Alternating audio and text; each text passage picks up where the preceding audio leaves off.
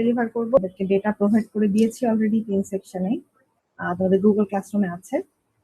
আর data দিয়ে কিভাবে report prepare করবে এটা অন দা গো আর কি, আমাদের লেকচার কমপ্লিট হয়ে গেলে তারপরে আমি ইনস্ট্রাকশন দিয়ে দিব আর কি। আমার মনে হয় একটা সেকশনের ডেটা সেট দিয়ে এক্সাম্পল দেখিয়ে দিলেই বাকিরাও বুঝবে। মানে প্রত্যেক সেকশনের ডেটা সেট কিন্তু আলাদা, A1 এর A2 এর একটা আছে, B1 এর একটা আছে, C1 এর একটা আছে, তিনজনের কিন্তু ডেটা সেট আলাদা। রিপোর্ট করার প্রসেস তো অবশ্যই সেম, যেহেতু সেম আমরা টেস্ট নিয়ে কথা বলছি। তো আমরা একটু তোমাদের ল্যাব ম্যানুয়ালে আগে চলে যাই।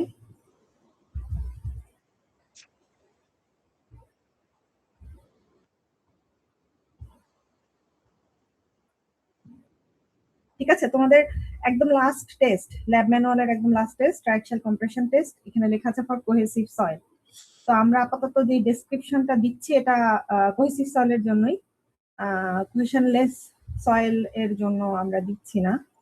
প্রসিডিউর হয়তো খুব বেশি ডিফারেন্ট না, ওই তোমার প্রিপারেশন, স্যাম্পল প্রিপারেশন এবং টেস্টিং এর সাথে মানে কোন ধরনের টেস্ট সুইটেবল, টাইম কনজিউমিং খুব বেশি হবে নাকি হবে না আদৌ, ওইটা অনুযায়ী হচ্ছে একটু ডিফারেন্ট হবে কোহেশন বেসের জন্য। But let's not talk about that, আমাদের কোহেসিভ সয়েলের জন্যই আসলে মেইনলি তোমার ট্রাইক্সাল কম্প্রেশন টেস্টটা অ্যাপ্লিকেবল।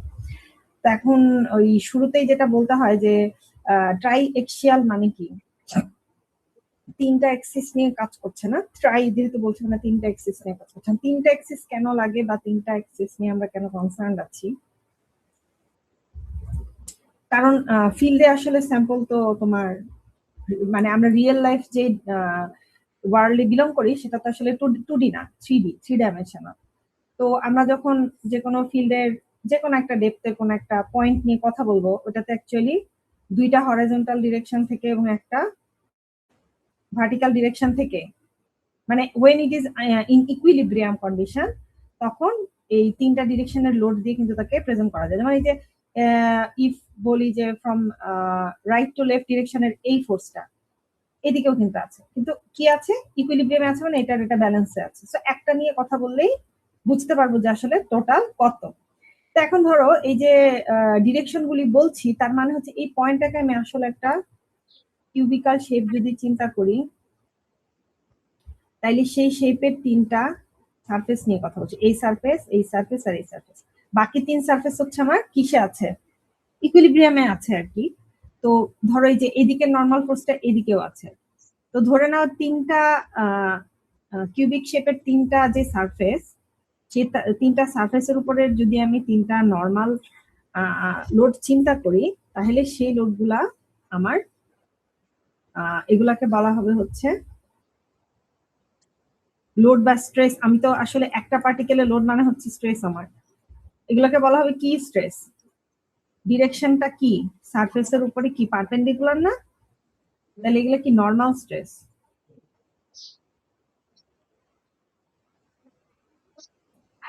আচ্ছা, তো এই নর্মাল স্ট্রেস গুলাকে আমি আসলে প্রিন্সিপাল স্ট্রেস বলবো কখন, যখন এই সারফেসে শুধু নর্মাল স্ট্রেস আছে, কোনো শিয়ার স্ট্রেস নেই। অর্থাৎ শিয়ার স্ট্রেস গুলো আমি তো প্রত্যেকটা সারফেসেই based on its equilibrium condition along the surface এবং পারপেন্ডিকুলার টু দ্য সারফেস দুইটা স্ট্রেস পাই। তো অ্যালং দ্য সারফেস যেটা, সেটা হচ্ছে আমার শিয়ার, এটা ছিল আমার শিয়ার স্ট্রেস ধরো টাও। এখন যদি কোনো কারণে এটা 0 হয়, তখন সেটা প্রিন্সিপাল স্ট্রেস কন্ডিশনে আছে। তখন সেটাকে আমি ধরো তিনটা যে নর্মাল স্ট্রেস আসতেছে আমার তিনটা সারফেসে, সেগুলোকে আমি সিগমা 1, ধরো উপরটাকে সিগমা 1 বললাম, এটাকে ধরো সিগমা 2 বললাম, এটাকে ধরো সিগমা 3 বললাম। তো তখন আমি প্রিন্সিপাল স্ট্রেস কন্ডিশনে তিনটা নর্মাল স্ট্রেস দিয়ে সয়েলের স্ট্রেস কন্ডিশনটাকে প্রকাশ করতে পারি। নর্মাল স্ট্রেস কন্ডিশনে তাহলে শিয়ার স্ট্রেস কি হবে, 0 হবে। কিন্তু আমরা যখন mode column failure envelope draw করি, আমরা যে সার্কেলটা ধরো ড্র করি, এই সার্কেলের কোন দুইটা পয়েন্ট, ধরো আমি তো এটা 2D তে ড্র করছি, তাই না? 2D তে ড্র করলে আমি যেটা ধরে নিব যে হরাইজন্টালি একটাই স্ট্রেস আছে আমার, এই দুটা সমান, এরকম ধরে নিচ্ছি, ধরে নাও দুইটাই সিগমা 3, ভার্টিক্যালি ডিফারেন্ট। নর্মালি আমাদের কিন্তু সেটাই হয় যে ভার্টিক্যাল ডিরেকশন থেকে অর্থাৎ উপরে স্ট্রাকচার বিল্ড করি আমরা, ওইটা থেকেই অ্যাডিশনাল লোডটা সয়েলের উপর পড়ে। বাকি দুই ডিরেকশন থেকে কিন্তু একই লোড থাকে। তো সেক্ষেত্রে আমি এটাকে ধরো স্মলার লোডটা হচ্ছে তোমার হরাইজন্টাল, যেটা মানে সয়েল তার চতুর্পাশের সয়েলের চাপ খেয়ে যে লোডটা বা স্ট্রেসটা ফিল করে সেটা সিগমা 3, আর আমি অ্যাডিশনাল লোড দিয়ে সয়েলটাকে তার লিমিটিং কন্ডিশনে যে নিয়ে যাচ্ছি সেটা হচ্ছে বড় লোডটা, তাহলে সিগমা 1। তাহলে এই যে কন্ডিশনটা আমি এখন বললাম যে দুইটা ডিরেকশন থেকে, দুইটা হরাইজন্টাল ডিরেকশন থেকে সমান লোড আসতেছে, এই কন্ডিশনটাকেই আসলে আমরা আমাদের যে সিম্পল ট্রাইঅ্যাক্সিয়াল কম্প্রেশন টেস্ট আছে সেখানে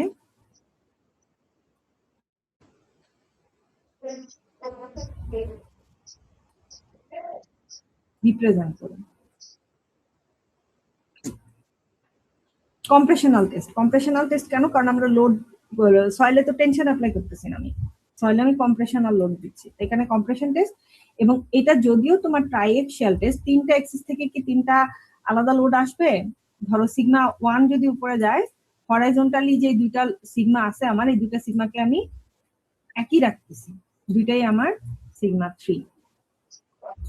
তার মানে আমার বেসিক্যালি যেটা মেকশিওর করতেছি আমি সেটা হচ্ছে স্যাম্পলের উপরে আমি 3 ডিরেকশন থেকে লোড অ্যাপ্লাই করতেছি, অর্থাৎ এখানে 3 ডাইমেনশনাল লোড অ্যাপ্লিকেশন হচ্ছে। এখন যদি তোমাকে জিজ্ঞেস করি যে আমরা যে ইউসিএস টেস্ট করছিলাম তখন যে স্যাম্পলটা টেস্ট করছিলাম, ওই স্যাম্পলে তো আমি ভার্টিক্যালি লোড দিছি, লোড দিয়ে স্যাম্পলটাকে ফেল করাইছি, হরাইজন্টালি কি কোনো লোড ছিল? না ম্যাম। তাইলে ওইটাতে 3 ডাইমেনশনাল লোড কন্ডিশন রিপ্রেজেন্ট করা যায়নি, যেটা আমরা ট্রাইঅ্যাক্সিয়ালের ইকুইপমেন্টের মধ্যে করতে পারি। এখানে দেখো বাইরের দিকে যে ইয়াটা দেওয়া আছে, এখানে এটা হচ্ছে রড আর কি। হ্যাঁ, তোমাদের ল্যাবে হয়তো তোমরা দেখছো, এটা মনে করো ফ্রেমের ভেতরে আমি এখানে নিচে থেকে দেখাইছি, আসলে উপর পর্যন্ত হয়তো বা যাবে, নিচে একটা পেডেস্টালের মতন আছে। এই যে চার কোনা যেই পিকচারটা দেখতে পাচ্ছি, এটা আসলে একটা সিলিন্ড্রিকাল সেল, 3 ডাইমেনশনাল একটা সিলিন্ড্রিক আছে, এইটার ভেতরে আমার স্যাম্পলটা বসানো আছে। এই যে এটা হচ্ছে আমার স্যাম্পল, আর এইটা হচ্ছে আমার সেলের ভেতরে কি আছে? পানি দিয়ে ফিল আপ করা আছে। তো কনসেপ্টটা হচ্ছে এরকমই, আমি এই স্যাম্পলটার উপরে এই যে চতুর্পাশে পানি আছে, দেখো এদিক থেকে এদিক থেকে এদিক থেকে চতুর্পাশ থেকে পানি দিয়ে চাপ দিয়ে স্যাম্পলটাকে আমি কনসলিডেট করতে পারি চাইলে। তাহলে আমি এই যে জিনিসটা হইতেছে এরকম, ফিল্ডে যে স্যাম্পলটা আমার মাটির নিচে ছিল, আমি এখানে আসলে জিনিসটা আঁকা আমার ঠিক হয়নি, এই যে এখানে আমি স্যাম্পলটা মাটির নিচে যেখানে ছিল, ও তো চতুর্পাশ থেকে চাপে ছিল আর কি একটা লোডের আন্ডারে, সেই লোডটাকে আমি সিমুলেট করতে পারতেছি by applying the pressure with water চতুর্পাশ থেকে। এখন আমার যেটা করে যে ভার্টিক্যালি এডিশনাল একটা লোড অ্যাপ্লাই করা লাগে, যেটা আমি ওই যে কন্ট্রোলড স্ট্রেইন দিয়ে করি। মানে আমার স্ট্রেইন কন্ট্রোল টেস্ট যদি হয়, তাইলে আমি নিচের যে পেডেস্টালটা এটাকে ধীরে ধীরে উপরের দিকে উঠায় আমি এই স্যাম্পলে ভার্টিক্যালি অ্যাডিশনাল স্ট্রেইন অ্যাপ্লাই করবো। এখন স্যাম্পলের যেহেতু রেজিস্ট্যান্স আছে, এরকম একটা ডিসপ্লেসমেন্ট ট্রান্সডিউসার, এটাতে ডিসপ্লেসমেন্ট মেজার করবো, আমি স্ট্রেইন কত অ্যাপ্লাই করতেছি বা এক্সিয়াল স্ট্রেইন সেটা মেজার করবো, এটা দিয়ে লোড মেজার করবো। স্যাম্পল যেহেতু রেজিস্ট করে, তাহলে স্যাম্পল কতখানি রেজিস্ট করে, কিভাবে ফিল করে, জাস্ট লাইক ইউসিএস এ যেরকম আমরা একটা স্ট্রেস সিস্টেম গ্রাফ পাইতাম, axial strain versus axial stress graph বা ডেভিয়েটরিক স্ট্রেস, এখানে বেসিক্যালি ডেভিয়েটরিক স্ট্রেস হবে অ্যাডিশনাল যে লোডটা আমি দিচ্ছি সেটার জন্য। অর্থাৎ এই যে চতুর্পাশ থেকে লোডটা আমি দিচ্ছি, এইটার উপরে অ্যাডিশনাল যে লোডটা আমি ভার্টিক্যালি অ্যাপ্লাই করব, ওই লোডের কারণে গিয়ে স্যাম্পলটা ফেল করবে। তো আমি ভার্টিক্যালি অ্যাডিশনাল একটা লোড দিলে স্যাম্পলটা, এখানে দেখো স্যাম্পলটা যেহেতু 3 ডাইমেনশনালি লোড এক্সপেরিয়েন্স করতেছে, ও কিন্তু ন্যাচারাল এই যেরকম ইউসিএস এর মতনই ন্যাচারাল একটা সারফেসে সে ফেল করবে। তাইলে এখন আমার তো ইউসিএস টেস্টে এই জিনিসটা আমি করতেই পারতেছি, আমাকে কেন ট্রাইঅ্যাক্সিয়ালে যেতে হচ্ছে? প্রথম কথা আমরা অলরেডি বলে ফেলছি যে ফিল্ডে যে কন্ডিশনটা আছে তার মানে আনকনফাইন্ড তো ফিল্ডে থাকে না, তাই না? কনফাইনমেন্ট থাকে, সেটাকে আমি এখানে রিপ্রেজেন্ট করতে পারতেছি, এটা হচ্ছে প্রথম কথা।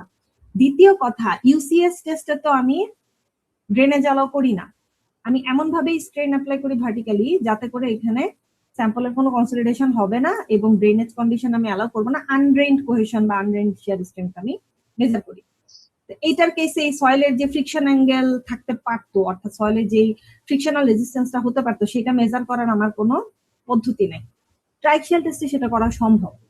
ট্রাইক্সিয়ালের 3 ধরনের ভ্যারিয়েশন আছে, এর মধ্যে 2টা ভ্যারিয়েশনে আমার এই 5 মেজারমেন্ট করা সম্ভব। থার্ড যে ভ্যারিয়েশনটা যেটাতে করি না আমরা, সেটাই আসলে ইউসিএস এর ইকুইভ্যালেন্ট। তো ট্রাইক্সিয়ালের 3টা টেস্ট কি কি?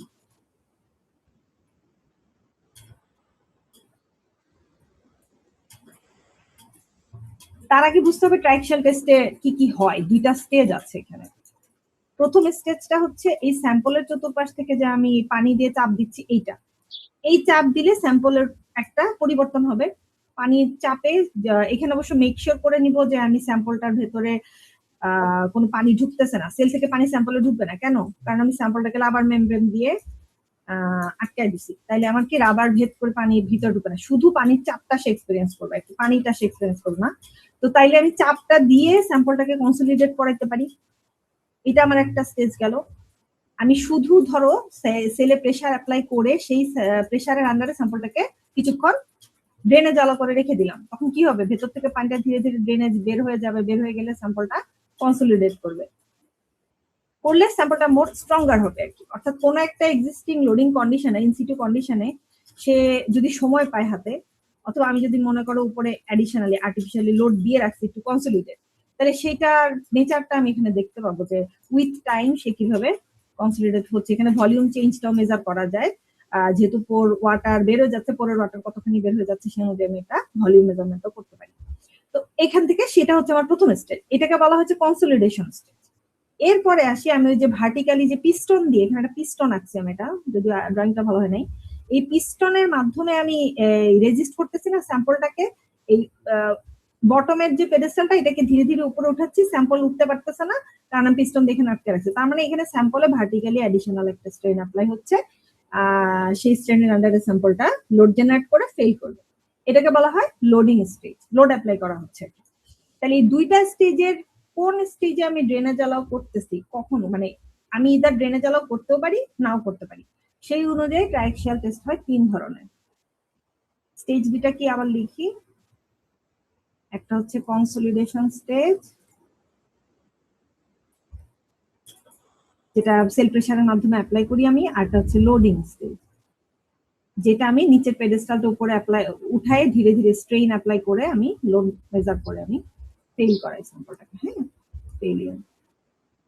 এই 2টা স্টেজের মধ্যে কোনটাতে আমি ড্রেনেজ অ্যালাউ করছি আর কোনটাতে ড্রেনেজ অ্যালাউ করি নাই, সেই অনুযায়ী 3 ধরনের টেস্ট আছে। হ্যাঁ, তাহলে আমি ধরো এখানে ধরো কনসলিডেশন, আর এটা হচ্ছে লোডিং। এই কনসলিডেশন স্টেজে আমি চাইলে ড্রেনেজ অ্যালাউ করতেও পারি, নাও করতে পারি। আবার লোডিং স্টেজে আমি ড্রেনেজ অ্যালাউ করতেও পারি, নাও করতে পারি। এখন কনসলিডেশন স্টেজে আমি যদি ড্রেনেজ অ্যালাউ করি তাইলে স্যাম্পলে কনসলিডেশন হবে, আর যদি অ্যালাউ না করি তাইলে কনসলিডেশন হবে না, আনকনসলিডেটেড। এটা হচ্ছে ড্রেনেজ নাই, আর যদি ড্রেনেজ আছে তাইলে কনসলিডেটেড। তাহলে প্রথম 2টা নামের মধ্যে প্রথম নামটা ইউ বা সি। তারপরের স্টেজে আমি কি ড্রেনেজ অ্যালাউ করছি নাকি করি নাই, সেটা অনুযায়ী আমার, ধরো আমি এখানে আসি, কনসলিডেশন স্টেজ তো হয়ে গেছে আমার, লোড নিচে নিচে দেখালো লাগবে। প্রথমে তো কনসলিডেশন স্টেজ, তারপরে আমার লোডিং স্টেজ। এখন আসি এখানে আনকনসলিডেটেড হওয়ার পরে আমি ড্রেনেজ অ্যাপ্লাই করছি নাকি, আনকনসলিডেটেড হওয়ার পরে আমি অ্যাকচুয়ালি ড্রেনেজ অ্যাপ্লাই করতে পারবো না, কারণ কনসলিডেশন স্টেজে ড্রেনেজ অ্যালাউ না করলে লোডিং স্টেজে ড্রেনেজ অ্যালাউ করে কোনো নতুন কিছু আসবে না আর কি। সো এইটাতে আমি অলরেডি ড্রেনেজ অ্যালাউ লোডিং স্টেজেও করি নাই আর কি। এই যে লোডিং স্টেজের ড্রেনেজও আমি অ্যালাউ করি না। এইটাতে আমি লোডিং স্টেজের ড্রেনেজ যদি অ্যালাউ করি তাইলে একভাবে আসবে, অ্যালাউ করলে একরকম টেস্ট হবে, আর না করলে অন্যরকম টেস্ট হবে। যদি ড্রেনেজ অ্যালাউ না করি তাহলে সেটা আনড্রেন, আর যদি ড্রেনেজ অ্যালাউ করি, এই লোডিং স্টেজের এগুলা যদি ড্রেনেজ অ্যালাউ না করি তাইলে সেটা আনড্রেন, আর যদি করি তাহলে ড্রেন।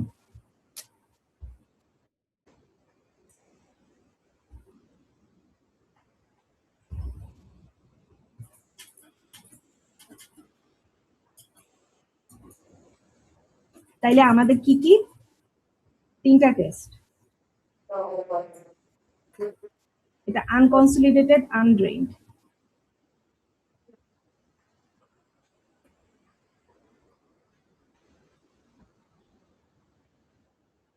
এটা কনসলিডেটেড আনড্রেইনড।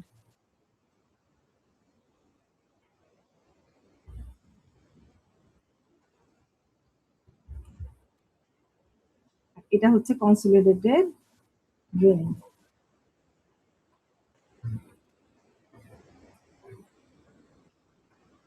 এই তিনটা ভ্যারিয়েশন আছে আমার ট্রাইক্সিয়াল টেস্টে। এই তিনটা ভ্যারিয়েশনের মধ্যে ওই যে ইউসিএস দেখে আসছি, ইউসিএস এ কোন রকম ড্রেনেজ অ্যালাউ হয় না, এখানে কোনো স্টেজে কোনো ড্রেনেজ অ্যালাউ হয় না, কারণ এখানে প্রথম কথা কনসলিডেশন স্টেজটাই নাই, consolidation stage is missing in unconfining, আর লোডিং স্টেজটাই শুধু আছে, ওখানে ড্রেনেজ অ্যালাউ করি না। তাহলে সেটা কি? সেটা ইউইউ টেস্টের ইকুইভ্যালেন্ট। তাইলে আমাদের যে সিইউসিডি টেস্ট, এই ধরনের টেস্টগুলো আমি ড্রেনেজ কন্ডিশন অ্যালাউ করে পার্শিয়ালি বা ফুললি ড্রেনেজ অ্যালাউ করে আমি ট্রাইক্সিয়ালের ইকুইভ্যালেন্টের মাধ্যমে আমি এই টেস্টগুলি করতে পারি। এখন আমার ফিল্ডের কন্ডিশন কি ড্রেইনড হবে না আনড্রেইনড হবে, এটা কিসের উপর ডিপেন্ড করবে? আমি লোড কখন অ্যাপ্লাই করব, কতখানি অ্যাপ্লাই করব, কতক্ষণ সময় নিব লোড অ্যাপ্লাই করার পরে। ধরো আমি এমন হতে পারে যে আমি ফিল্ডে একটা লোড ভেঙে ভেঙে অ্যাপ্লাই করতেছি, আমার উদ্দেশ্যই হচ্ছে অ্যাকচুয়ালি কনসলিডেশন করানো, বা আমি আসলে ওই ড্রেন কন্ডিশনেই ফেলিয়ারটা মেজার করতে চাই। আমি মেক শিওর করতে চাই যে ড্রেনেজ কন্ডিশন দিলে পরে এখানে ফেলিয়ার কখন আসতেছে। আবার এমনও হতে পারে যে আমি ফিল্ডে যেই লোডটা অ্যাপ্লাই করতেছি সেটা খুবই র্যাপিড একটা লোড অ্যাপ্লিকেশন হচ্ছে, ইনসিটু কন্ডিশনে হয়তো আমি একটা অ্যামাউন্ট অফ কনসলিডেশন অ্যালাউ করতে পারি, বাট তারপরে আমার যখন ফাইনালি লোড অ্যাপ্লাই হচ্ছে তখন আর কোনো ড্রেনেজ পসিবল হবে না, ড্রেনেজ অ্যালাউ করা পসিবল হবে না। তো তখন আমার সেটা র্যাপিড টেস্ট হিসেবে আমার হয়তো সয়েলের লোডিং কন্ডিশনটাকে রিপ্রেজেন্ট করা লাগবে কি। তাহলে এখানে এটা তো বোঝাই যাচ্ছে যে ড্রেনেজ অ্যালাউ না করলে আমার সময় কম লাগবে, টেস্ট তাড়াতাড়ি হয়ে যাবে, ফাস্ট টেস্ট। আর যখন আমি সব ধরনের ড্রেনেজ অ্যালাউ করবো তখন সেটা স্লো টেস্ট। আমি আগে বলে দিছি যে জিনিসটা কি কোহেসিভ সয়েলের জন্য।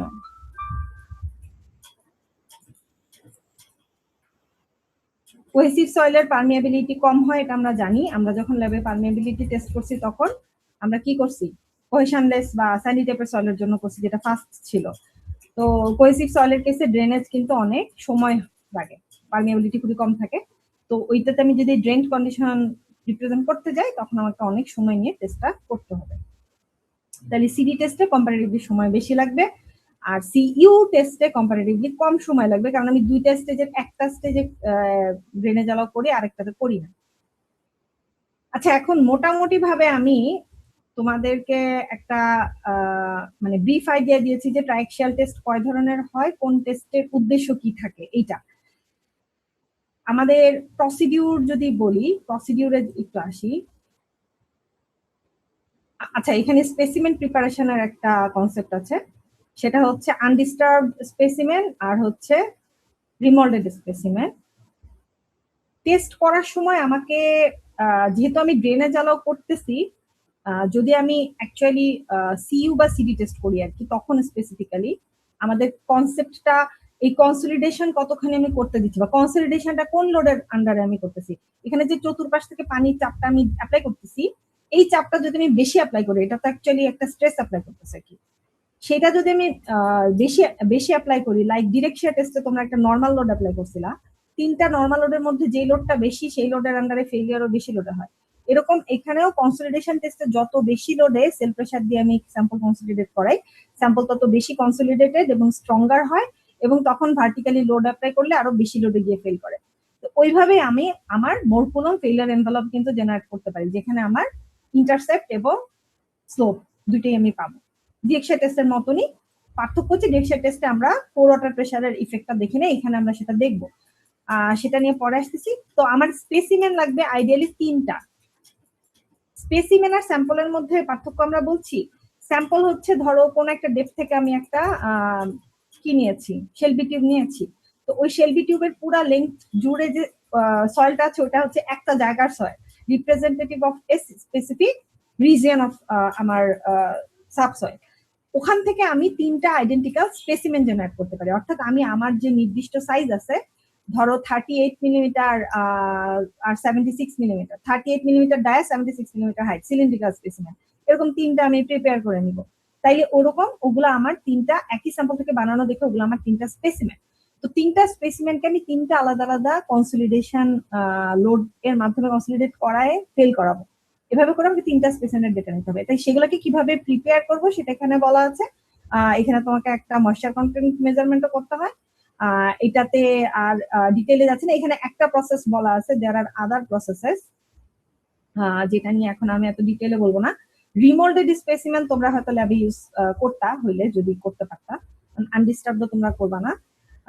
তো রিমোল্ডেড স্পেসিমেন তোমরা ইউসিএস এর জন্য প্রিপেয়ার করছো, so you have some idea about it যে কিভাবে তোমরা এটা করছো। এটা আইডিয়ালি যেটা হয় যে রিমোল্ডেড এর কেসে তোমার একটা স্পেসিফিক কাইন্ড অফ সয়েল নিয়ে টেস্ট করতে হবে, এবং সেই টেস্টের সময় ওই সয়েলের তুমি ময়েশ্চার কন্টেন্ট মেইনটেইন করতে চাও হয়তো একটা সার্টেন অ্যামাউন্ট অফ, তখন তোমাকে সেই অনুযায়ী এটাকে প্রিপেয়ার করে নিতে হবে।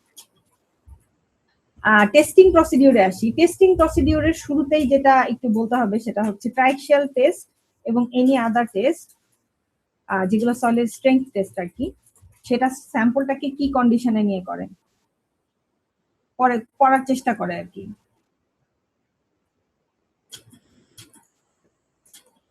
স্যাচুরেটেড কন্ডিশনে নিয়ে টেস্টটা করার চেষ্টা করা হয়।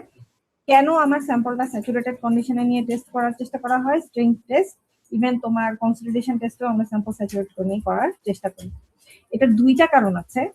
প্রথম কারণ হচ্ছে স্যাচুরেটেড কন্ডিশনটা কি রিপ্রেজেন্ট করে? আমার যে সয়েলের ফেজ ডায়াগ্রাম চিন্তা করো, ফেজ ডায়াগ্রামে আমি জানি যে সয়েলের সলিড পার্টিকেলের ভলিউম আছে, বাকি পার্টটা আছে হচ্ছে ভয়েডের ভলিউম। এখন এই ভয়েডের মধ্যে যদি আমার এয়ার থাকে, ধরো আমার এখানে এয়ার আর ওয়াটার দুইটাই আছে, তখন কি হবে? এয়ারের যে ভলিউম চেঞ্জ বা এয়ারের মধ্যে যে অ্যাডিশনাল প্রেসার জেনারেট হচ্ছে, এটা আমি আসলে মেজার করতে পারবো না, কারণ এয়ার হচ্ছে খুবই কম্প্রেসিবল এবং আমাকে অ্যাকুরেট মেজারমেন্ট দিবে না। আমার যে কোনো রকম ইকুইপমেন্ট যেগুলি আছে, আমি ওয়াটারের ভলিউম চেঞ্জ এবং পোর প্রেসার যত ইজিলি মেজার করতে পারবো, এয়ারের মাধ্যমে সেটা পারি না। এই কারণে আমার স্যাম্পল কিন্তু স্যাচুরেটেড কন্ডিশনে টেস্ট করতে হবে, এবং স্যাম্পলের মোস্ট ভালনারেবল কন্ডিশনও, যেহেতু ইফেক্টিভ স্ট্রেসের যে কনসেপ্ট আমার আছে, আমরা যে কোনো একটা ডেপথে যখন সয়েলের স্ট্রেংথ মেজার করি তখন আমরা সেটা ইফেক্টিভ কন্ডিশনে করতে হবে, টোটাল না কিন্তু ইফেক্টিভ। যেমন তোমরা সিইউ বা সিডি যে টেস্টই করো, ইউ বাদ, ইউ টেস্টে আমরা পোর প্রেসারে মেজার করি না, সিইউ সিডি বোথ ইফেক্টিভ তোমাকে প্যারামিটার দিবে, ইফেক্টিভ কোহেশন এবং ইফেক্টিভ ফ্রিকশন অ্যাঙ্গেল দিবে। তো তোমার ইফেক্টিভ বের করতে হলে কি করতে হয়? টোটাল স্ট্রেস থেকে পোর ওয়াটার প্রেসার বাদ দিয়ে দিতে হয়, তাই না? তাইলে তুমি ইফেক্টিভটা পাও। তাহলে পোর ওয়াটার প্রেসার মেজারমেন্ট করতে হবে। পোর ওয়াটার প্রেসার মেজারমেন্ট করতে হলে তোমার স্যাচুরেটেড কন্ডিশনে যাইতে হবে, যাতে করে পুরো পোর স্পেসটাই আমার মানে ওয়াটার থাকে। আচ্ছা, তাইলে আমার স্যাম্পলকে সবার আগে স্যাচুরেট করে নিতে হবে।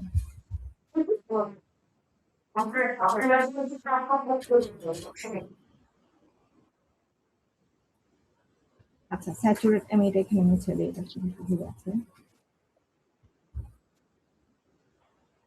স্যাম্পলকে যদি স্যাচুরেট করতে চাই তাইলে আমাদের একটা প্রসেস আছে, সেটা হচ্ছে ব্যাক প্রেসার অ্যাপ্লাই করে করে করা। মানে আমার ট্রাইক্সিয়াল ইকুইপমেন্টের ভিতরে আমি, এখানে দেখা একটা ছবি দেওয়া আছে যে এরকম, এই ইকুইপমেন্ট আমাদের ল্যাবেও একটা আছে, এটা ফাংশনাল না, বাট এই সেলের ভিতরে স্যাম্পল নিয়ে আমি প্রথমে আমার যে ডায়াল গেজ দিয়ে আমি যে সেল প্রেসার অ্যাপ্লাই করতে পারি সেটার মাধ্যমে, এবং স্যাম্পলের নিচে থেকে আমি আমার যে ড্রেনেজ অ্যালাউ করি আমি, সেগুলির মাধ্যমে আমি স্যাম্পল স্যাচুরেট করে নিতে পারি। আমরা এখানেই পড়ি, এখানে বলছে যে তোমার স্যাম্পলের অ্যারেঞ্জমেন্টটা কিরকম হবে। স্যাম্পলটা হচ্ছে প্রথমে তো তুমি স্পেসিম্যান প্রিপেয়ার করে নিছো 38/76, তুমি এটার অ্যাপ্রক্সিমেট অ্যাভারেজ ডায়ামিটার, হাইট, তারপরে তোমার স্যাম্পলের ওয়েট, এগুলি মেজার করে নিবা, ময়েশ্চার কন্টেন্টের স্যাম্পল দেখে নিবা। এরপর তুমি সেই স্যাম্পলটাকে অ্যারেঞ্জ করবা। এখানে বলা আছে তোমার লেটেক্স মেমব্রেন দিয়ে স্যাম্পলটাকে র‍্যাপ করে নিতে হবে। স্যাম্পলের উপরে নিচে ফিল্টার পেপার পোরা সিস্টেম থাকবে, যেহেতু আমি 2 ওয়ে ড্রেনেজ অ্যালাউ করি। মানে বেসড অন মাই কন্ডিশন আমি ড্রেনেজ ভালভ চাইলে বন্ধ বা খোলা রাখতে পারি। তো স্যাম্পল থেকে চাই আমার ড্রেনেজের অপশন ওপেন থাকা লাগে আর কি। আর আমি যখন স্যাম্পলটা এখানে বসাচ্ছি উপরে নিচে যাতে লিক না হয়, এই কারণে আমি ওরিং অ্যাপ্লাই করি। ওরিং দিয়ে এখানে, এগুলা তোমাদেরকে মেরাজ ভাই হয়তো দেখানোর কথা, যে আমি পানি যাওয়ার পথটা যেন বন্ধ থাকে। এখন আমার সেলের ভিতরে স্যাম্পল প্লেস করা হয়ে গেল, সেলের ভিতরে পানি ঢোকানো হয়ে গেল, পানির মধ্যে কোনো এয়ার বাবল নাই, এগুলি মেক শিওর করে ফেলার পর আমাকে একটা small amount of pressure apply করতে হবে সেলের ওয়াটারে। আমার ওখানে প্রসেস থাকবে যে কিভাবে আমি সেলের ওয়াটারে হচ্ছে ইয়া অ্যাপ্লাই করব। যেখানে সয়েল স্যাম্পল থাকবে, এই যেখানে দেখো সেল প্রেসারের একটা ভালভ আছে, এই ভালভটা ওপেন করে এখানে আমি সেলে প্রেসার অ্যাপ্লাই করবো, একটা স্মল অ্যামাউন্ট অফ প্রেসার, যেটা আমার সয়েল স্যাম্পলকে জাস্ট তার জায়গায় ধরে রাখবে। তারপরে আমি যেটা করব সেটা হচ্ছে ধীরে ধীরে, আচ্ছা প্রথমে এখানে একটা কাজ আছে, সেটা হচ্ছে আমার কার্বন ডাই অক্সাইড স্যাচুরেশন করে নিতে হবে, যদি পসিবল হয় আর কি। সব ল্যাবে এই ধরনের সেটআপ থাকে না, একটু সফিস্টিকেটেড সেটআপ আর কি। তোমার প্রথমেই হচ্ছে বটম থেকে টপের দিকে এই যে ব্যাক প্রেসার ভালভ যেটা, এটা দিয়ে বটম থেকে টপের দিকে তুমি carbon die oxide gas pass করে দিবা, যাতে করে এর ভেতরের যে ভয়েড স্পেসে এয়ার আছে, ধরে না আমার স্যাম্পলটা ফুললি স্যাচুরেটেড না, অর্থাৎ সব পুরো space not field up with water, that's why আমাকে স্যাচুরেশন করতে হচ্ছে। তার মানে ভয়েড স্পেসে যে এয়ার গুলো আছে সেগুলো আমি আগে কার্বন ডাই অক্সাইড দিয়ে ফিল আপ করবো। এটার কারণ হচ্ছে carbon dioxide is soluble in water. So পরে যখন আমি নিচে থেকে আর্টিফিশিয়ালি পানি অ্যাপ্লাই করবো, মানে পানি ঢুকানোর চেষ্টা করবো, তখন কার্বন ডাই অক্সাইড দ্রবীভূত হয়ে আমার পুরো ভয়েড স্পেসটা ওয়াটার দিয়ে ফিল আপ হবে এবং স্যাম্পল স্যাচুরেট হবে। তো প্রথমে আমি বটম থেকে টপে কার্বন ডাই অক্সাইড যে পাস করবো ফর সাম টাইম, এরপরে গিয়ে আমি নিচে থেকে উপরের দিকে ওয়াটার পাস করে দিব। আমি এই কন্ডুইট নিচে থেকে যেহেতু পুরো সিস্টেম দিয়ে স্যাম্পলের মধ্যে দিয়ে ওয়াটার উপর দিয়ে পাস করা দিতে পারি, তো এর মাধ্যমে আমার পুরো নিচে থেকে উপর পর্যন্ত পানি বের হলো, but that doesn't necessarily make sure যে আমার স্যাম্পলটা স্যাচুরেট হয়েছে। স্যাম্পল স্যাচুরেট হচ্ছে এটা বোঝার জন্য আমাকে এখানে একটা টেকনিক করতে হবে, বা সেই টেকনিকের মাধ্যমে বুঝতে হবে যে কত পার্সেন্ট আমার স্যাচুরেশন আছে। যত কোহেসিভ বা ফাইন গ্রেইনড সয়েল, তত আমার স্যাম্পল স্যাচুরেট করতে ডিফিকাল্টি বেশি বা সময় বেশি লাগবে। এখন প্রথমেই যেটা করতে হবে সেটা হচ্ছে, এই যে আমি বাইরে থেকে একটা সেল প্রেসার আর্টিফিশিয়ালি অ্যাপ্লাই করে রাখছি, ওইটা তো হচ্ছে স্যাম্পলটাকে জাস্ট জায়গায় ধরে রাখার জন্য। এখন আমি যেটা করব, একটা amount of cell pressure apply করব। বাই দ্য ওয়ে, তখন আবার খেয়াল রাখবা যে যখন তুমি সেলফ প্রেসার অ্যাপ্লাই করবা এবং এই যে ব্যাক প্রেসারের ভালভ যেটা, এইটা দিয়ে আমি একটা প্রেসার অ্যাপ্লাই করব স্যাম্পলের মধ্যে, ওয়াটারের প্রেসারই একটা অ্যাপ্লাই করব। তো এমন ভাবে অ্যাপ্লাই করব যে সেলফ প্রেসারটা কিন্তু ব্যাক প্রেসারের চাইতে বেশি থাকবে একটু। তো তখন আমি ব্যাক প্রেসারের মাধ্যমে স্যাম্পলের ভিতরে আমার উদ্দেশ্য হচ্ছে অ্যাডিশনাল ওয়াটার ঢুকানো। আমি কেন সেলফ প্রেসারটা একটু বেশি রাখবো ব্যাক প্রেসারের চাইতে? যাতে করে আমার স্যাম্পলের কোনো ক্ষতি না হয়, স্যাম্পলটা যাতে নিজস্ব যে পজিশন আছে বা স্ট্রাকচার আছে সেটাকে মেনটেন করতে পারি আমি। এই কারণে আমি বাইরে থেকে একটা সেলফ প্রেসার এমন ভাবে, যেমন এখানে এক্সাম্পল হিসেবে বলতেছে যে তুমি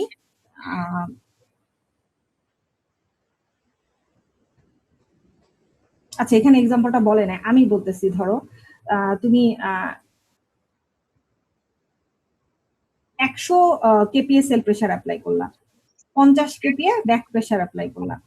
এই যে ব্যাক প্রেসারটা অ্যাপ্লাই করতেছো, দেখো ব্যাক প্রেসারটা কিন্তু তোমার স্যাম্পলের ভিতরের পানিকে টাচ করবে, পানির সাথে অ্যাক্সেস আছে তার, কিন্তু তোমার সেল প্রেসারটা শুধু পানিকে দিচ্ছে না, সে মেমব্রেনের মাধ্যমে পুরা স্কেলেটনটাকে দিচ্ছে, সয়েল পানির পুরা যে স্কেলেটন আছে পুরাটাকে কিন্তু সে প্রেসারটা দিচ্ছে। তার মানে সেলের যে প্রেসার সেটা সয়েল পানি দুজনেই নিচ্ছে, ব্যাকের যে প্রেসার সে কিন্তু সয়েল পার্টিকেলকে চাপ দিচ্ছে না, সে পানিকে চাপ দিচ্ছে, সে পানির মধ্যে লোডটা দিচ্ছে। তার মানে আমি যেটা বোঝাতে চাচ্ছি সেটা হচ্ছে সেল প্রেসার ব্যাক প্রেসারের মধ্যে যে ডিফারেন্সটা, ওইটা সয়েল পার্টিকেলকে নিজের জায়গায় ধরে রাখার জন্য ইউজ হচ্ছে, বাকি আমার ব্যাক প্রেসারটা হচ্ছে সয়েলের ভিতরে পানি ঢুকাচ্ছে।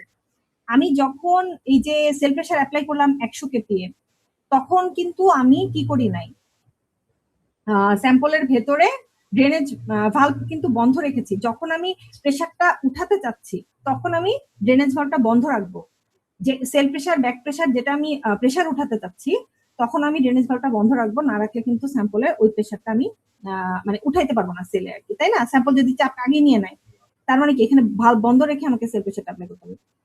অ্যাপ্লাই করার পরে আমি এখানে আবার ব্যাক প্রেশারটা অ্যাপ্লাই করবো। ব্যাক প্রেশারটা যখন আমি অ্যাপ্লাই করেছি, তখন আমি সেই ব্যাক প্রেশারের আন্ডারে সয়েল স্যাম্পলটাকে কিছুক্ষণ রেখে দিব। আমার উদ্দেশ্য হচ্ছে যে এই ব্যাক প্রেশারের নিচে থেকে উপরের দিকে পানি স্যাম্পলের মধ্যে আমি ঢুকাচ্ছি, আর এটার উদ্দেশ্য হচ্ছে যতখানি পারা যায় স্যাম্পলের ভিতরে পানিটা যেন ঢুকতে পারে। এখন এই যে স্যাম্পলের মধ্যে পানি ঢুকছে, এটার উদ্দেশ্য হচ্ছে ভয়েড স্পেসটাকে পানি দিয়ে ফিল আপ করা, মানে যত ভয়েড স্পেস আছে পুরাটাকেই পানি দিয়ে ফিল আপ করা। যখন হয়ে যাবে জিনিসটা, তখন কি হবে দেখো, আমি এরপরে আবার ভালভ বন্ধ করে দিব। তখন আমি যেটা করব, এই সেল প্রেশারকে বাড়াবো। ধরো একটা সার্টিন অ্যামাউন্ট 50 বাড়ালাম। আইডিয়ালি যদি স্যাম্পল আমার ফুললি স্যাচুরেট হয়ে যায়, তখন আমার এখানে যে পোর প্রেশারের সেন্সর লাগানো আছে ব্যাক প্রেশারের এখানে, সেইটাতে আমার কত ইনক্রিজ করবে। আমার যখন সয়েল স্যাম্পল পুরোপুরি স্যাচুরেটেড, ভেতরের pore space filled up with water, তখন আমার ভালভ বন্ধ থাকা অবস্থায় যদি ড্রেনেজ ভালভ বন্ধ থাকে আমার, তখন পুরো লোডটা কিন্তু পানি নিয়ে নেবে। তখন আমার যতখানি আমি সেল প্রেশার ইনক্রিজ করবো, ততখানি আমার স্যাম্পলের ভেতর প্রেশার ইনক্রিজ করবে। এবং এটাকেই বলা হয়, এই দুইটা মেজারমেন্ট দিয়ে আমরা বি ভ্যালুটা বের করি। এই যে দেখো, বি ভ্যালুটা হচ্ছে ডেল্টা, উপরে থাকবে হচ্ছে কতখানি পোর প্রেশার জেনারেট করছে। বি ভ্যালুটা হচ্ছে যে আমার সয়েল স্যাম্পলের পোর প্রেশার কতখানি ইনক্রিজ করছে for some certain increase of cell pressure, ধরো ডেল্টা সিগমা 3। তাহলে সেল প্রেশার যতখানি বাড়াইলাম, অতখানি কি আমার স্যাম্পলের ভিতরের পোরাটার প্রেশার বাড়তেছে? বাড়লে আমার বি ভ্যালুটা কি হয়ে যাবে, দুইটা ইকুইভ্যালেন্ট টু 1। কিন্তু দেখা যাবে যতখানি আমি সেল প্রেশার বাড়াচ্ছি, ততখানি আমার পোরাটার প্রেশার বাড়তেছে না। অর্থাৎ একদম 100% স্যাচুরেশন কখনোই রিচ করা যায় না, হয়তোবা 0.98 রেশিওতে সেটা ইনক্রিজ করলো। তাহলে 98% যদি আমার বি ভ্যালু রিচ করে, দ্যাট টাইম আমি আই ক্যান সে 95ও যদি রিচ করে, as much as 95 রিচ করে গেলে আমি ধরে নিব আমার স্যাম্পলটা ফুললি স্যাচুরেটেড। তো ওই যখন আমি চতুর্দিক থেকে একই প্রেশার দিচ্ছি, ওইটাকে আমার আইসোট্রপিক কনসলিডেশন স্টেজ বলে। আইসোট্রপিক মানে হচ্ছে সব দিক থেকে একই। যখন আমি যখন লোডিং স্টেজ এখনো শুরু করি নাই, কনসলিডেশন স্টেজে আছে, তখন কি পানি চতুর্পাশে সমান প্রেশার দেয় না, তো চতুর্দিক থেকে একই প্রেশার এসে আছে, এবং ওই প্রেশারের আন্ডারে কিন্তু সে কনসলিডেশন হয়। আচ্ছা, তাহলে প্রথমে আমি এই যে বি ভ্যালু দিয়ে বা এই প্রসিডিউর ব্যাক প্রেশার অ্যাপ্লাই করে করে স্যাম্পলটাকে আগে স্যাচুরেট করলাম। স্যাচুরেশন যখন আমার কমপ্লিট হয়ে যাবে, তখন আমি আমার টেস্টের মধ্যে ঢুকে যাব। Based on my test process, আমি ধরো যদি সিইউ টেস্ট করি, তাইলে আমি যেটা করব সেটা হচ্ছে কনসলিডেশন স্টেজের আন্ডারে এখন আমি স্যাম্পলটাকে ড্রেনেজ করাবো। এখন আমি যেটা করব, আমার 3টা স্পেসিমেন আছে, 3টা স্পেসিমেনের জন্য আমি 3টা সেল প্রেশার ধরো ডিসাইড করলাম, ধরো 500, 600, 700, এরকম 3টা সেল প্রেশার আমি ডিসিশন নিলাম যে এই 3টা সেল প্রেশারের আন্ডারে আমি কনসলিডেশন করাবো।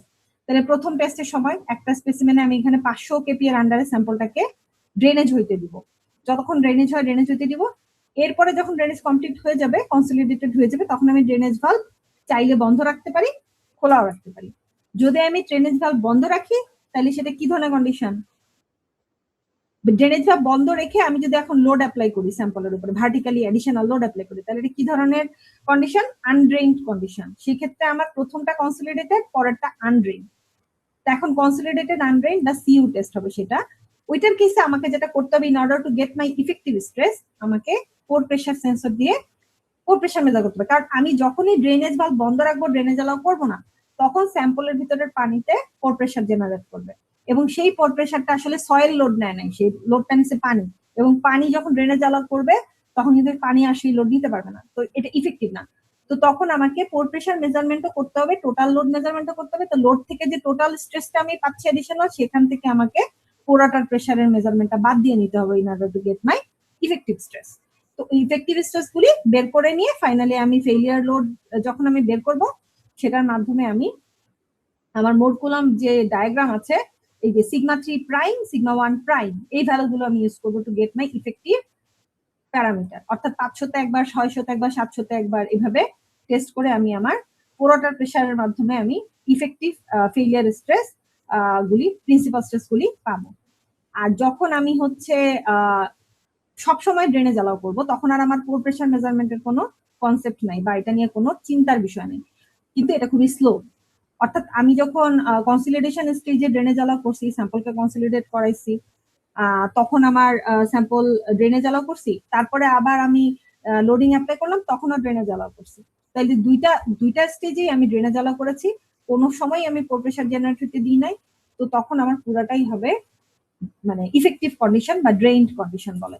তো তখন আমার আসবেই হচ্ছে ইফেক্টিভ প্রিন্সিপাল স্ট্রেস গুলাই, এবং সেগুলা দিয়ে আমার ফেইলিয়ার এনভেলপ ড্র করবো আমি। তাহলে এখানে যে দুইটা টেস্টের কথা বলতেছি, consolidated under and consolidated drain, এই দুইটাই মেইনলি আসলে ট্রাইক্সিয়াল টেস্ট, ইফেক্টিভ ট্রাইক্সিয়াল টেস্ট। ইউইউ টেস্টটা অ্যাকচুয়ালি খুব বেশি ইফেক্টিভ ট্রাইক্সিয়াল টেস্ট হয় না। ইউসিএস এর সাথে পার্থক্য একটাই, অনেকে যেটা করে যে এইখানের যে স্যাম্পলটা আছে সেটাকে ইনসিটু কন্ডিশনের যে মানে ধর ওভারবার্ডেন স্ট্রেস যেটা তার আসতো সেইটা চারপাশে অ্যাপ্লাই করে দেয়। কিন্তু সয়েলের আবার দেখবা যে ভার্টিক্যাল আর হরাইজন্টাল লোড কিন্তু সেম না। কারণ কি, এখানে কে নটের ব্যাপার আছে, তাই না? আর্থ প্রেসার আর ট্রেস প্যারামিটার, ভার্টিক্যালে যে লোড আসবে হরাইজন্টালি তার একটু ডিফারেন্ট আসে, সেটা আবার এখানে রিপ্রেজেন্ট করা যায় না। এখানে পানি চতুর্দিকে সমান চাপ দেয়, তো চতুর্পাশ থেকে একই প্রেসার এখানে পড়বে। ইউইউ টেস্টে সেটা তুমি ইনসিটু কন্ডিশনকে রিপ্রেজেন্ট করলা, ওখানেও ড্রেনেজ অ্যালাউ করলা না, ভার্টিক্যালেও তুমি লোড অ্যাপ্লাই করে দিলা। তো এখন আমার প্রশ্ন হচ্ছে, ড্রেনেজ যদি আমি অ্যালাউ না করি, ডাজ ইট ম্যাটার যে আমি আমার স্যাম্পলকে 500 কেপিএ তে কনসলিডেট করাইছিলাম কনসলিডেশন স্টেজে, নাকি 600 কেপিএ তে? মানে কনসলিডেশন স্টেজে আমি যদি ড্রেনেজ অ্যালাউ না করি, তাহলে আমি 500 দেই, 600 দেই, 700 দেই, ডাজ নট ম্যাটার। ইউইউ টেস্টে 3টা স্পেসিমেন চাইলে টেস্ট করা যায়, একবার 500 দিয়ে, 600 দিয়ে, 700 দিয়ে, কিন্তু 500, 600, 700 কোনো ইফেক্ট স্যাম্পলের উপর পড়ে না, কারণ স্যাম্পলের ভেতরের যে পানি আছে এটা কখনোই ড্রেনেজ হতে পারে না। So equal and opposite back দিয়ে দেয় প্রেশারটা প্রেশারকে। তাইলে কনসলিডেট যেহেতু হয় না, একই লোডে গিয়ে সেই স্যাম্পল ফিল করে। এবং as we have said in our UCS এর লেকচারও আমরা এটা বলছিলাম, 3টাই স্পেসিমেন একই ডায়ামিটারে আসলে দেখা যাবে ফেল করে, ফেলিয়ার এনভেলপ হয়ে যাবে হরাইজন্টাল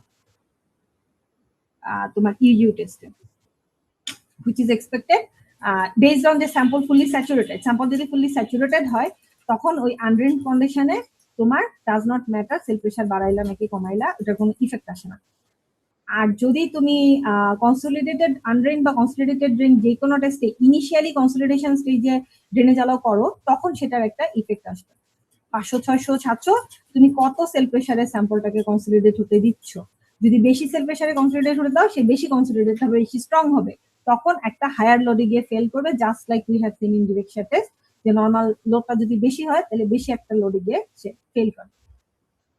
এখন আচ্ছা, আমি অনেকক্ষণ ধরে এই কথা বলতেছি, তোমাদের কারো কোনো প্রশ্ন আছে কিনা নিতে পারি নাই, যদি থাকে আর কি করতে পারো।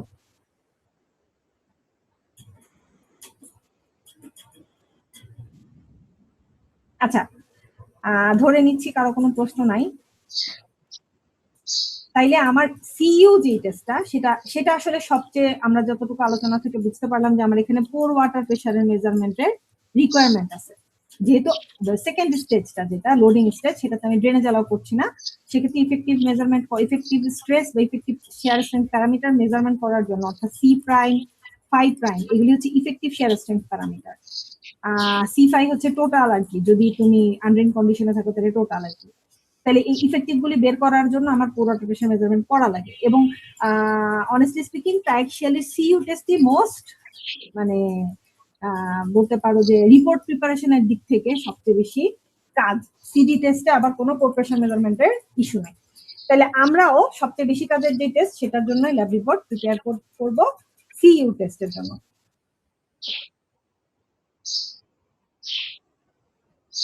এখন আমরা ফর এক্সাম্পল 500 কেপিএ যদি কনসলিডেশন স্টেজে আমি অ্যাপ্লাই করি, দিয়ে আমি যদি ড্রেনেজ অ্যালাউ করি সয়েল স্যাম্পলের উপরে, তাইলে আফটার সাম টাইম মানে আফটার দ্য কনসলিডেশন স্টেজ ওখানে কিন্তু কোনো পোর প্রেশার জেনারেট হবে না। কারণ কি, তোমার কনসলিডেশন স্টেজের পরে তুমি ওখানে কোনো ড্রেনেজ ভালভ বন্ধ রাখো নাই, ওই সময় ড্রেনেজ ভালভ খোলা ছিল। তাহলে এটা থেকে এসে শুরু করবে, ধরো এটা 500, এরপরে তুমি ড্রেনেজ ভালভ অ্যালাউ না করে স্যাম্পলটাকে ফেল করাইছো, অ্যাডিশনাল হয়তো তুমি আরো 250 কেপিএ লোড দিছো, তাহলে সেটা হবে 500, 600, 700, 750।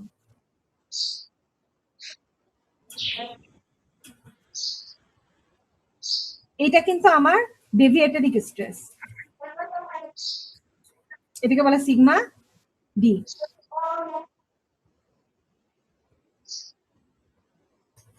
এটা ধরো শিয়ার স্ট্রেস, আর এটা হচ্ছে নরমাল স্ট্রেস।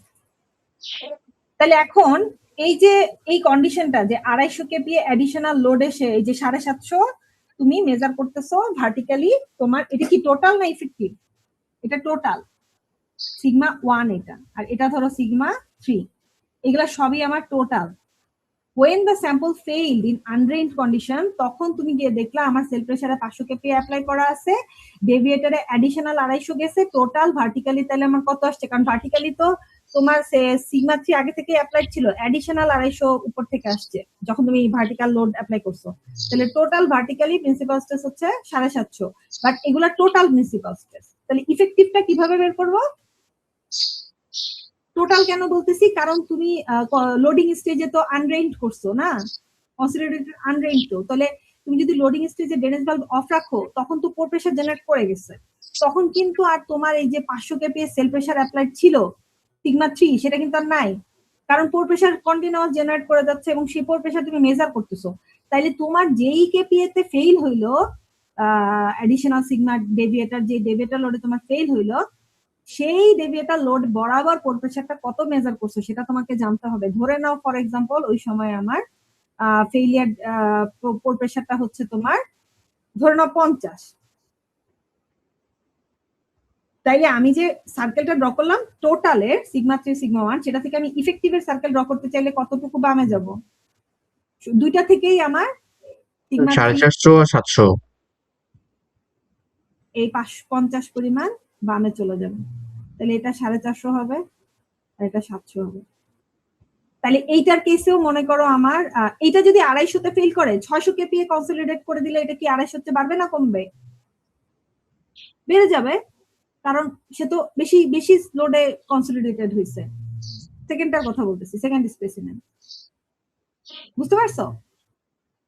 তাহলে যদি 600 আর 900 ধরো, তাহলে সার্কেলের ডায়ামিটার কিন্তু বেড়ে গেল। ধরো এটা 600 আর এটা 900।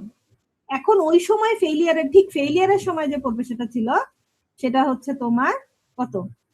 আচ্ছা ধরো 100 ধরো,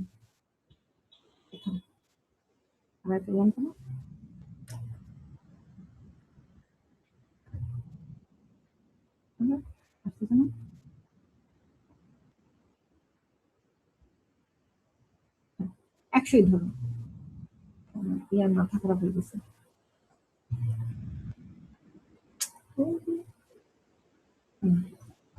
এখানে হচ্ছে না, 100 kPa poor pressure for some certain reason ধরে নিলাম, তখন এটা পুরাটা বাম দিকে কত শিফট হবে? 100 শিফট হয়ে যাবে। তার মানে এটা 500 800 হয়ে যাবে না? না 100 একটু বেশি বলছি, এটা আসলে 70 বলা দরকার। এটা ধরো বা 80 ধরো, তাহলে এটা 520 থেকে 820 পর্যন্ত বামে শিফট হবে। ধরো এটা 520 আর এটা 820। আমরা তোমার ওই পোর প্রেসার জেনারেট করে, তাইলে এখন আমি যদি ফেইলিয়ার এনভেলপ জেনারেট করি, এই যেগুলা ইফেক্টিভ স্ট্রেস দিয়ে করলাম সেগুলা দিয়ে আমি পাবো হচ্ছে ইফেক্টিভ প্যারামিটার। এই যে এটা দিয়ে ইফেক্টিভ মানে সি প্রাইম আর এটা হচ্ছে phi prime, phi prime, sorry prime. আর যদি আমি টোটাল গুলি দিয়ে ড্র করি তাইলে আমি সেটা পাবো হচ্ছে টোটাল, তাই না? সিগমা সরি ফাই আর সি, যে এখানে আমি এটা হচ্ছে পাবো হচ্ছে সি। তাহলে আমি এখানে কি পাইলাম? সি পাইলাম, টোটাল স্ট্রেস যদি নেই, টোটাল সিগমা 1 সিগমা 3 গুলো যদি আমি নেই তাহলে সি আর ফাই পাইলাম, আর যদি ইফেক্টিভ গুলা নেই তাহলে আমি সি প্রাইম ফাই প্রাইম পাইলাম।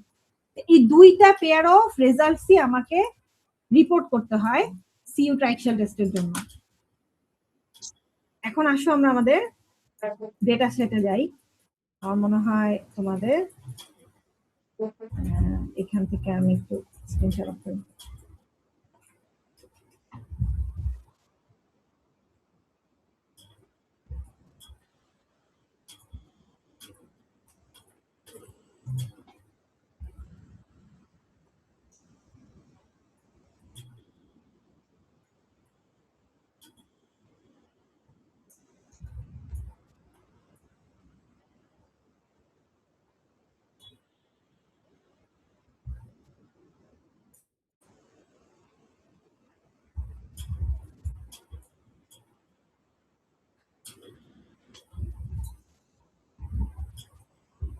আচ্ছা, আমরা স্ক্রিনশট দেখতে পাচ্ছি তো না? এটুর ডেটা জি ম্যাম। সেট খুলছি। আর এই তোমার এটুর যেমন একটা দেওয়া আছে, C1 এর একটা দেওয়া আছে, এই যেটা অ্যাকশন টেস্ট ডেটা, B1 এর আরেকটা দেওয়া আছে। তো এখানে ডেটাটা আমি যেভাবে আর কি ফোকাস করতে চাচ্ছি, সরি,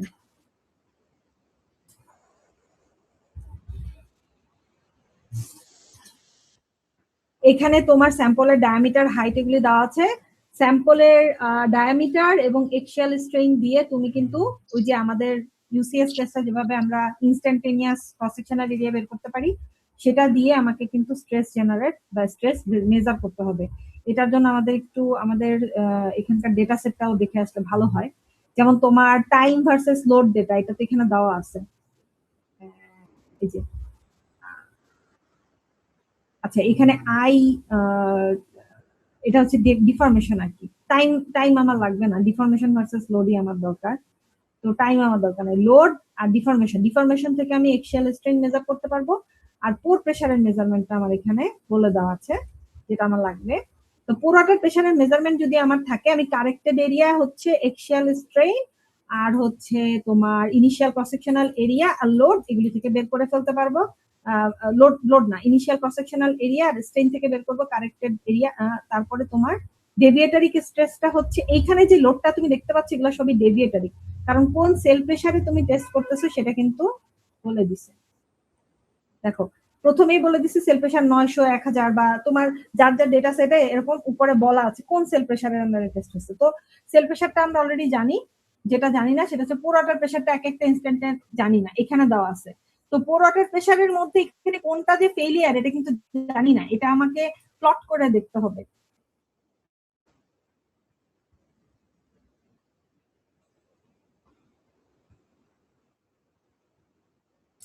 অর্থাৎ আমি যখন এখানে কারেক্টেড ক্রস সেকশনাল এরিয়া দিয়ে ডেভিয়েটারিক স্ট্রেসটা বের করলাম, সেটা থেকে আমি ডেভিয়েটারিক স্ট্রেস ভার্সেস এক্সিয়াল স্ট্রেইনের যে গ্রাফ, সেখান থেকে অ্যাকচুয়ালি একটা পিক জেনারেট করবো। আমার সেই পিকটা কত ডেভিয়েটারি স্ট্রেসে আছে সেই বরাবরই আমি আমার যে পোর ওয়াটার প্রেসারের ভ্যালুটা সেটা দিয়ে আমার মেজর, মাইনর, প্রিন্সিপাল স্ট্রেস আর ফেলিয়ার পাবো আর কি।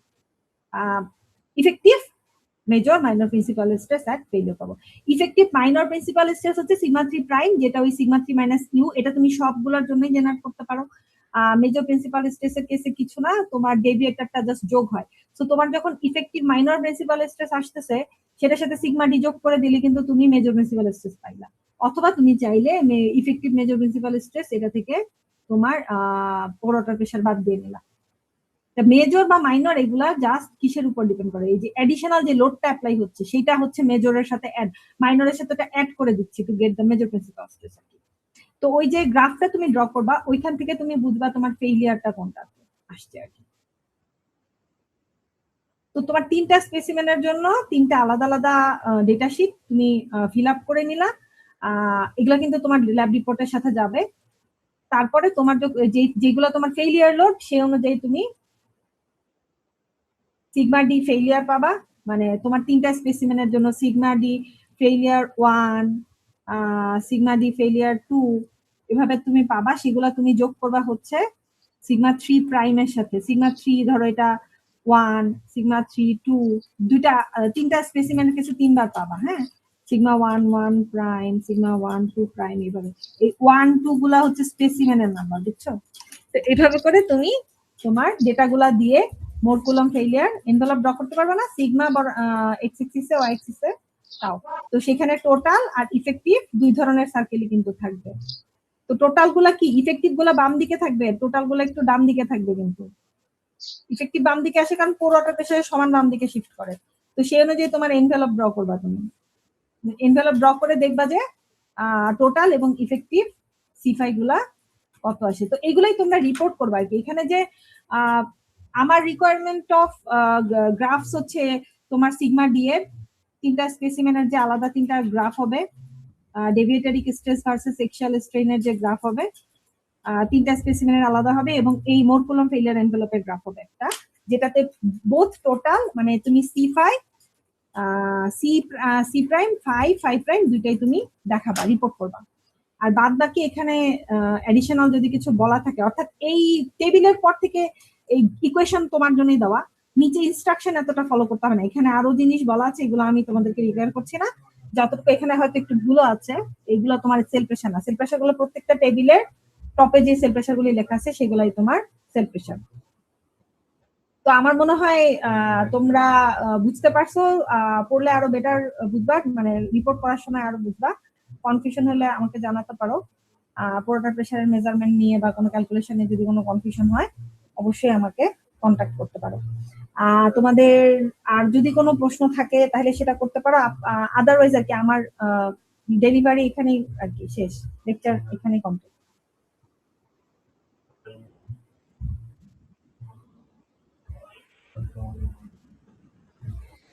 কারোর কোনো প্রশ্ন আছে কি? না ম্যাম। ওকে, ঠিক আছে, ধন্যবাদ ফর অ্যাটেন্ডিং দ্য ক্লাস। আপাতত 35 জন দেখতে পাচ্ছি, হোপফুলি সবাই অ্যাটেন্ড করেছো আর কি। তোমরা তোমাদের আইডি গুলো আমাকে চ্যাট বক্সে শেয়ার করে ক্লাসরুমটা লিভ করে দিও। আর তোমাদের ডেলিভারেবল হচ্ছে এই রিপোর্ট, ট্রায়াক্সেলের রিপোর্ট তোমরা অবশ্যই কুইজের দিন সাবমিট করতে হবে। নেক্সট উইকে তোমাদের দুইটা ল্যাবের ডিউরিং ক্লাস আর কি আমাদের প্রজেক্ট প্রেজেন্টেশন গুলো হবে। একটা সেকশন সম্ভবত আলাদা আরেকটা টাইম নিয়েছে আমার কাছ থেকে, যেহেতু ওরা একটু পিছায় আছে, মূলত A2 আর কি। বাকিরা কিন্তু রেগুলার ক্লাস পিরিয়ডে তোমাদের প্রজেক্ট প্রেজেন্টেশন হবে, I hope you know already. আর কুইজের দিন তোমাদের এই রিপোর্টটার সাবমিশন হবে, অর্থাৎ নেক্সট উইকে না দিলে কুইজের দিন তোমাকে মার্কস দিতে হবে আর কি। বাট তোমাদের প্রজেক্ট প্রেজেন্টেশনের দিন কিন্তু তোমাদের অ্যাকর্ডিং টু ইয়োর টপিক, যেটা নিয়ে তুমি কথা বলবা, সেগুলো নিয়ে কিন্তু মানে প্রশ্ন করবো আমি আর কি, মানে ভাইবা হবে একটা। সো তোমরা প্রিপেয়ার্ড থাকবা। ওকে, ঠিক আছে, থ্যাংক ইউ। আসসালামু আলাইকুম ম্যাম। ওয়ালাইকুম আসসালাম। আসসালামু আলাইকুম।